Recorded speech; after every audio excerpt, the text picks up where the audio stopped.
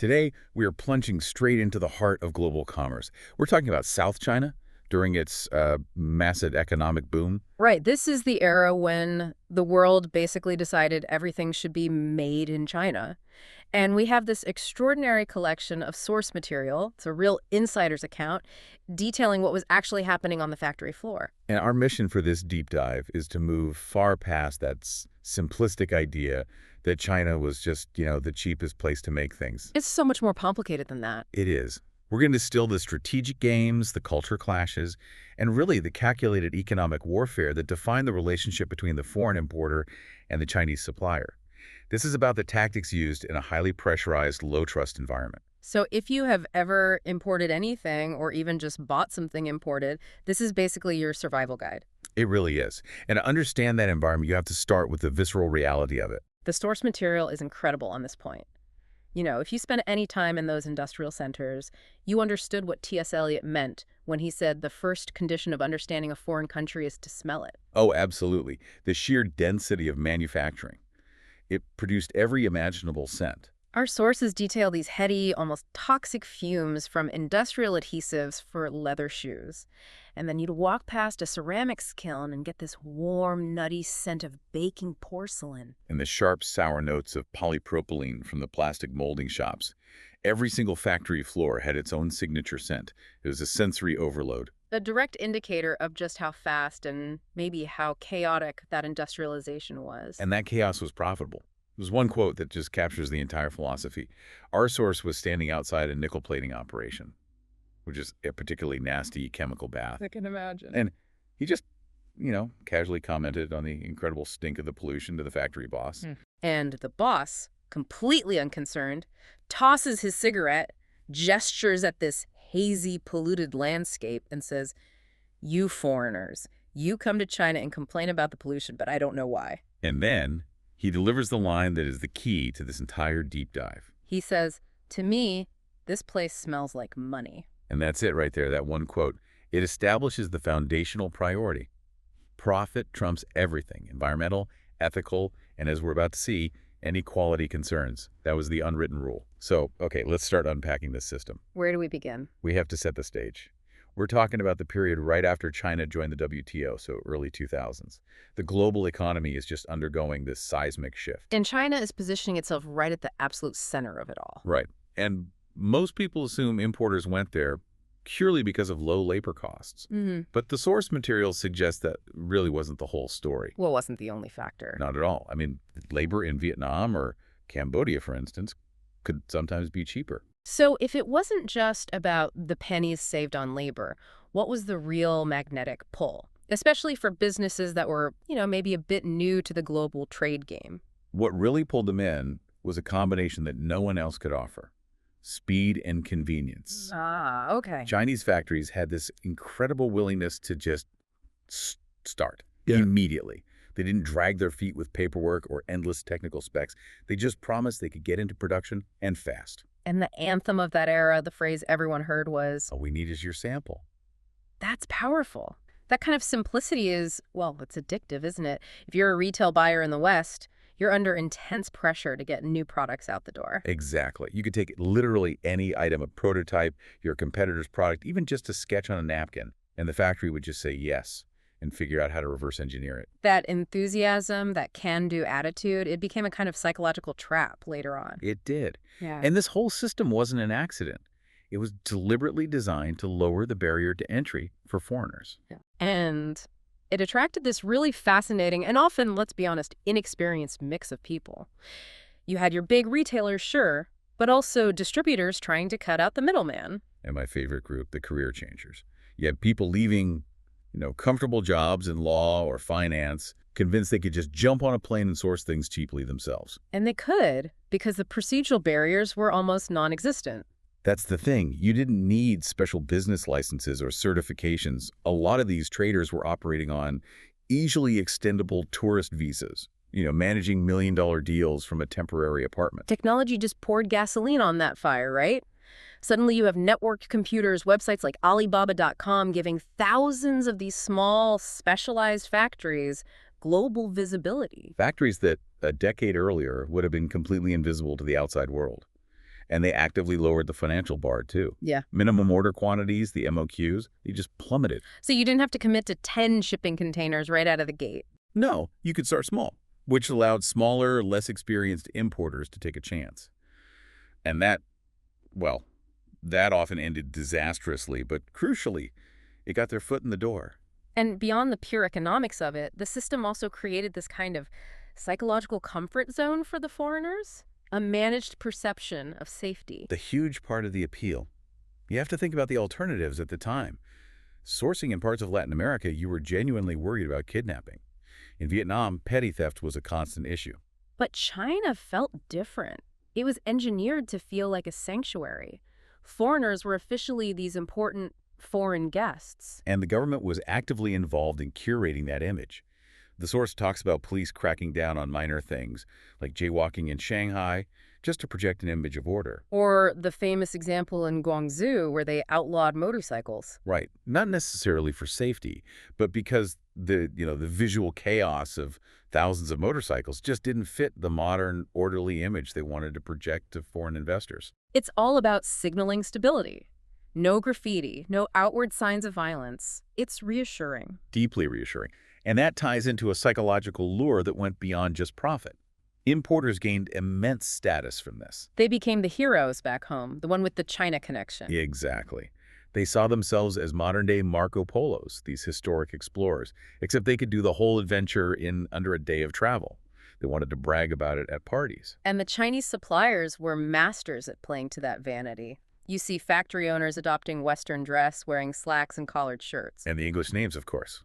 For a culture that insists on its unique, millennia-long history, there was this incredible enthusiasm for names like Robert or Sister or my favorite, Kevin from Los Angeles. It's a strategy, right? A conscious cultural flattening to make the transaction smoother. Totally. It was all designed to make placing that first order ridiculously easy. All they needed was your sample. But that easy entry created a huge vulnerability.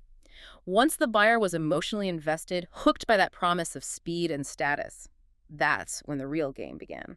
As Sun Tzu would say, all successful commerce is based on deception. And the deception started immediately.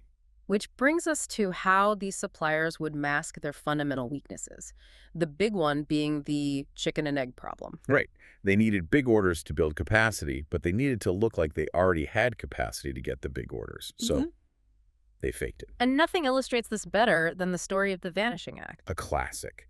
This happens during an early visit to a shampoo factory called King Chemical. The management puts on this incredibly choreographed show for the visitor. The atmosphere is just one of strained intensity. Workers are visibly nervous, speeding up, handling the product with this almost comical reverence. The source describes one woman cradling each empty plastic bottle with two hands, like it was a precious artifact. The message was obvious. We are diligent, we are professional. We care about your product. Yes. But the tour itself was really brief. Too brief? A perfect, tight little piece of performance art. The real reveal came when the source went back to the plant an hour later, unannounced. And he found it. Utterly deserted. Where 50 or 60 workers had been bustling, there was just an old man sweeping the floor. The machinery was cold. The whole production line had just vanished. It had. And when the manager, a woman they called Sister, finally showed up, she offered the perfect, unchallengeable excuse. The workers are resting. A phrase designed to just stop the conversation cold. It taps into this cultural reverence for hard work so you can't question it, but the implication was clear. The workers were staged. They'd been pulled from dormitories, put on the line for 15 minutes, and then sent away. What's so fascinating is how the importer, a guy named Bernie, reacted. He didn't see it as a red flag. No, he saw it as a good thing. His logic was, if they're this desperate for my business, they'll give me their undivided attention. They'll give me great pricing. A profound misreading of the situation. Completely. And the physical evidence was right there. They looked in the warehouse, and it was almost empty. Fewer than 50 pallets of finished product. They were starving for that one big order. The magical kiss that would actually start the factory for real. Exactly. And this capacity deception was refined with other tactics, like the fake showroom tactic. Right, the classic metal group looking for retail fixtures. Their first visit was a low-effort scam. An agent named Miss Lee took them to a literally empty warehouse she claimed was a factory. But the second visit was much more sophisticated. This was a real factory, but it made exercise equipment.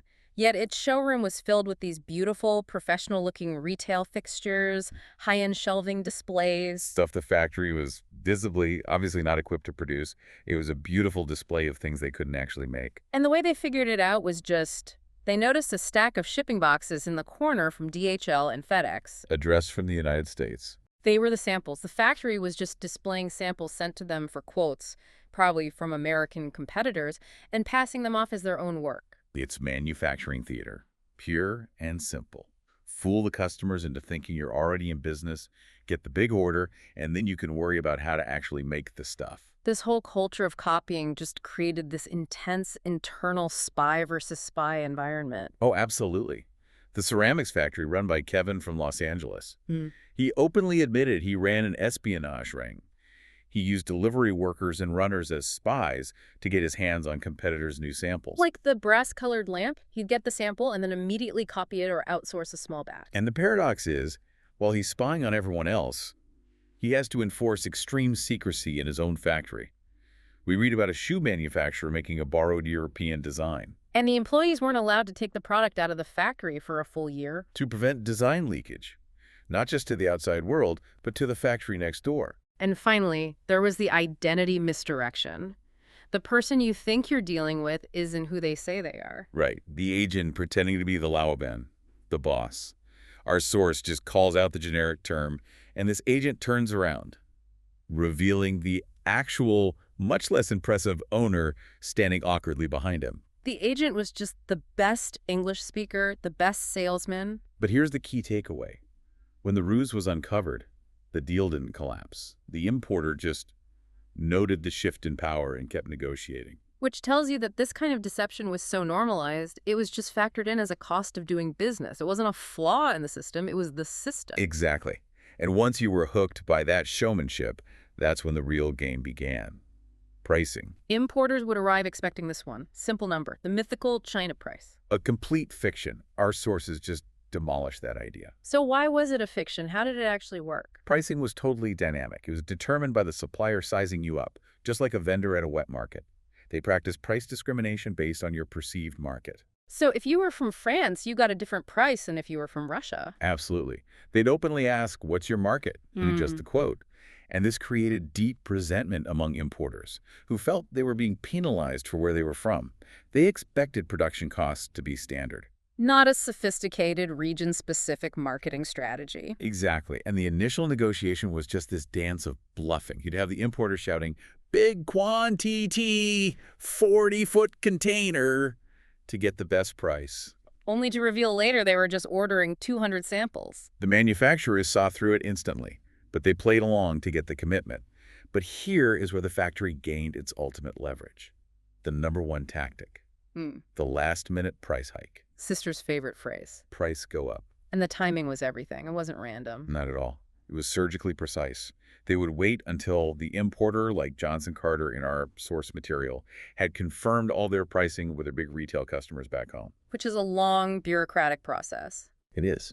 And once those prices were locked in and the production order was placed, the importer was trapped, financially and politically. Because the retailers expect those commitments to be honored no matter what. Right. So if you argue with the factory, the only thing that happens is a production delay, which hurts the American importer way more than the factory. The factory could wait. They had cheap capital. They didn't care if the goods shipped in March or May. This is perfectly captured by the cormorant analogy. It's a brilliant analogy. The importer is the cormorant, the bird with the string tied around its neck.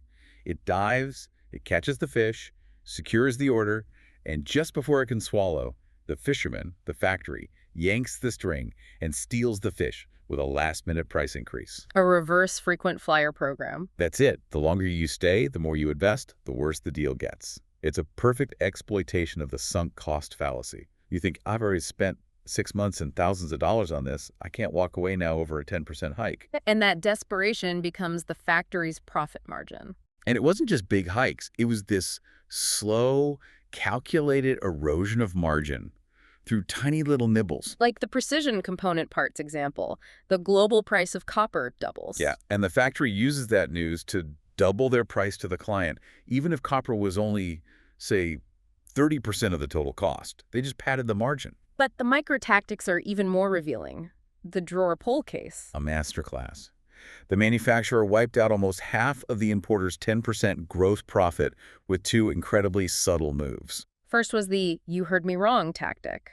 They quoted $1.90, but they billed at $1.99. A tiny, it must have been a misunderstanding change that instantly adds 5% to the cost. And if you're ordering dozens of different items, you might not catch it. And the second nibble was the measurement switch. They quoted in feet, but they invoiced in metric meters. And when the importer protested, pointing out that meters are shorter than feet, the factory boss just shrugged and said, nearly the same.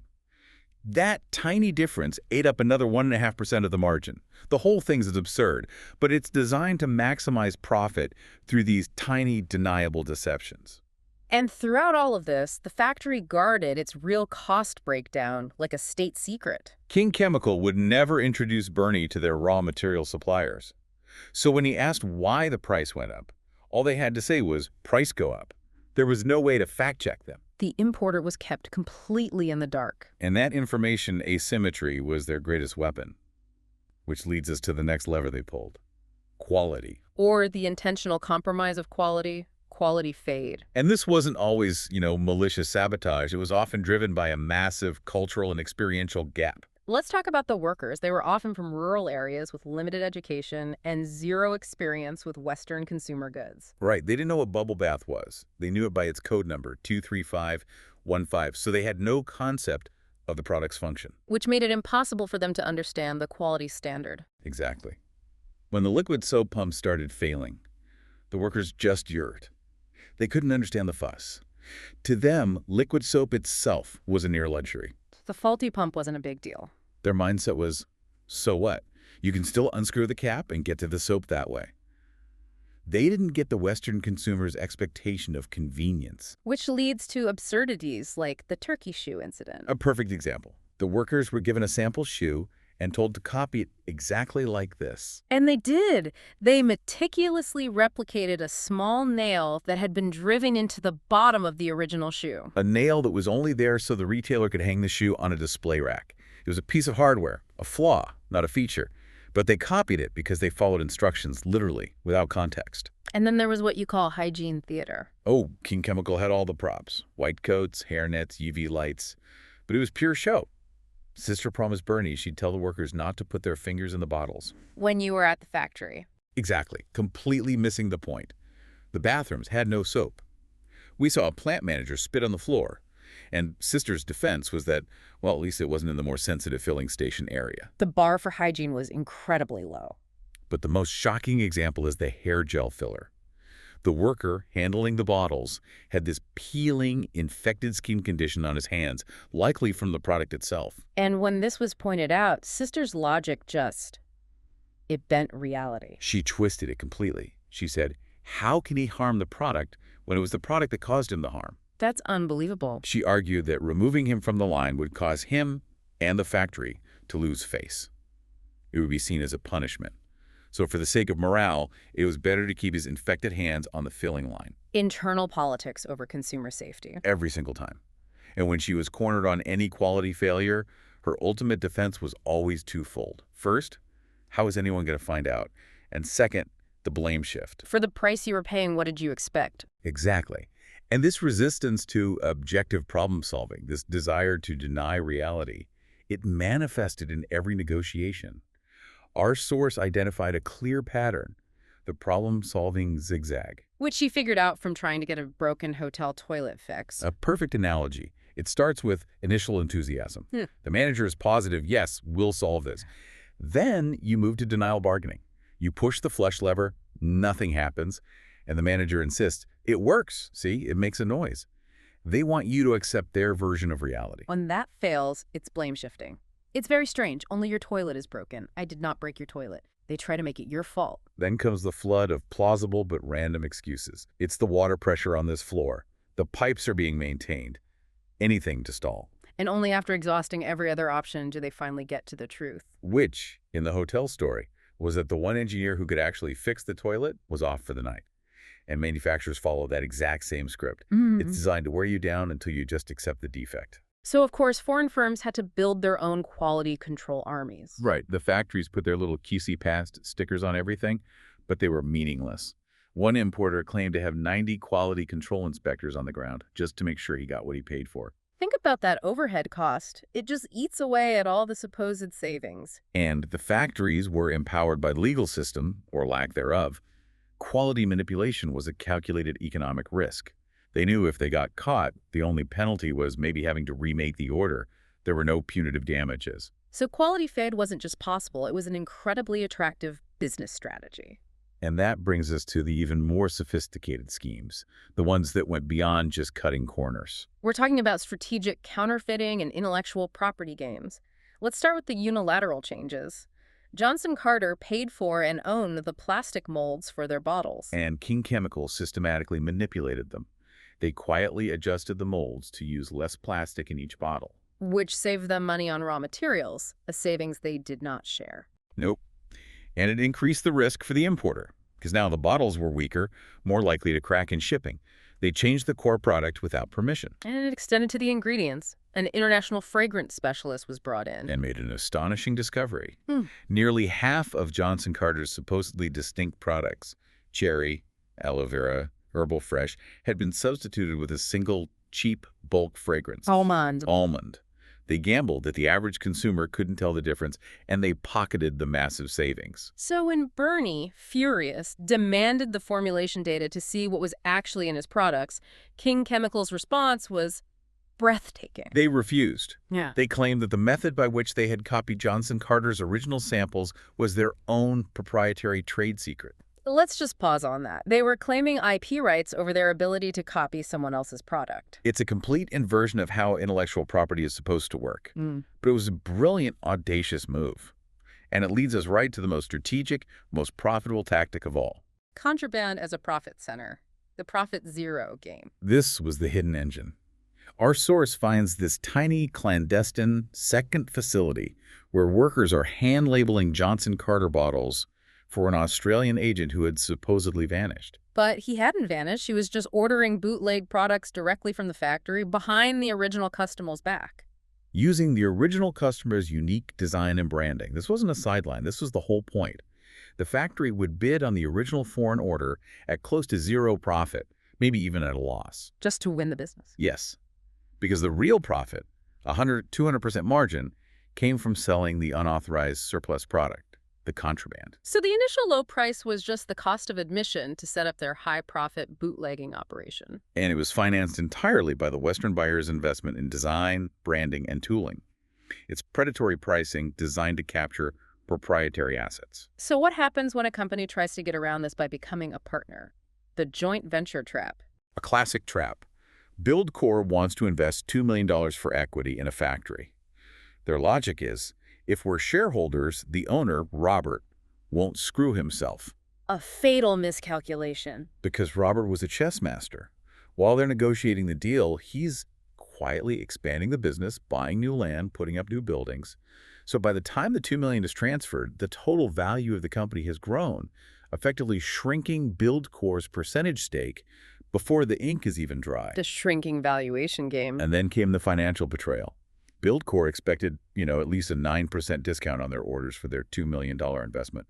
Instead, Robert immediately announced an 11% price increase. So their net costs went up 2%. They paid $2 million for the privilege of paying more for their own product. And they had to accept it. They were trapped. They'd invested too much time and money. Robert skillfully played their internal office politics, emailing San Francisco directly to make sure the deal closed. The factory saw the foreign cash as a reward, not a partnership. Okay, so let's pull back. What does all of this, the deception, the leverage, the IP theft, what does it all mean, both for the businesses involved and for you, the consumer? Well, the biggest structural implication for the importer was the high cost of switching. Once you're in deep, you're in the factory's taxi. If they hit you with a price hike, you couldn't just get out on a dark road. You had nowhere to go. Setting up a new supplier takes months. Your customers won't wait. Exactly. The manufacturer understands that timing vulnerability perfectly, and they exploit it. But the risks traveled all the way down the supply chain to the end consumer. And this is where it gets terrifying. This wasn't just about weak bottles or the wrong scent. This manifested in major global headlines. Formaldehyde in furniture, lead paint in children's toys, melamine in dairy products. It's a huge trade-off. Economists say outsourcing saved consumers hundreds of dollars a year. But the unquantifiable cost was this massive leap backward in consumer safety. You were essentially returning to a pre-regulation era, like 1849, where you had no idea what was really in the products you were buying. And the depth of the problem is highlighted by the testing problem. Retailers resisted paying for third-party chemical testing. And even when they did, there's a fatal flaw. You have to tell the lab what chemical to test for. Which is impossible if the substitution is a secret. Right. If a manufacturer secretly adds melamine to boost a protein count, you wouldn't know to test for melamine. The lab runs the standard panel, finds nothing, and the product passes.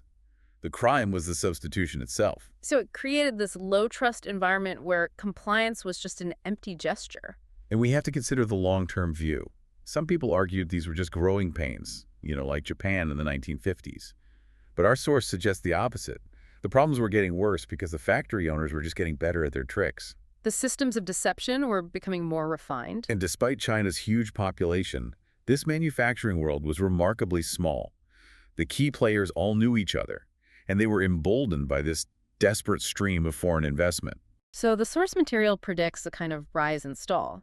The economic boom was real, but these deep-seated cultural barriers, the low trust, the resistance to transparency, the focus on face over reality, they hindered true modernization. The entire structure rewarded deception, which ironically made it a very difficult long-term partner. Okay, let's bring this all back for you, the listener. What are the key takeaways from this survival guide? I think number one is recognize the illusion of capability. Don't be fooled by the fake showrooms. Assume the factory is operating at profit zero just to get its hands on your unique product. Second, that low price quote is almost certainly masking a high-margin contraband scheme. The real profit for them isn't in your contract, it's in the unauthorized sales of your product. And third, you have to anticipate and defend against the calculated use of leverage. From the workers arresting to the lack of punitive damages, the system is designed to force your compliance and make you shoulder all the risk.